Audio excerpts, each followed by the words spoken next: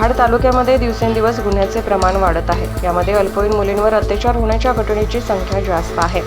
महाड तालुक्यामध्ये एका अल्पवयीन मुलीवर बलात्कार झाल्याची घटना नुकतीच घडली आहे।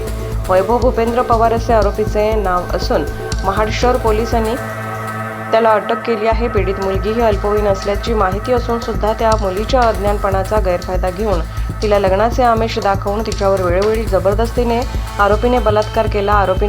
आरोपी याने थम्सअपमध्ये वाईन मिक्स करून पीडितेला पिण्यास देऊन तिच्यावर अत्याचार केल्यामुळे पीडित मुलगी गर्भवती राहिली आहे। तसेच पीडितेचे फोटो व्हायरल करण्याची धमकी देत तिच्यावर वेळोवेळी अतिप्रसंग देखील आरोपी यांनी केले आहेत। महाड शहर पोलीस ठाणे येथे संबंधित आरोपी विरोधात विविध कलमांतर्गत गुन्हा दाखल करण्यात आला असून या संपूर्ण गुन्ह्याचा अधिक तपास महाड उपविभागीय पोलीस अधिकारी शंकर काळे व पोलीस निरीक्षक रमेश तडवे यांच्या मार्गदर्शनाखाली सहाय्यक पोलीस निरीक्षक खाडे हे करत आहेत। जागृत महाराष्ट्र न्यूज, रामदास चव्हाण, महाड, रायगड। चॅनलला आता आपण ट्विटरवरती देखील फॉलो करू शकता। तसेच जागृत महाराष्ट्राच्या वेबसाईटला भेट देण्यासाठी गुगलवर टाईप करा www.jagrutmaharashtranews.com।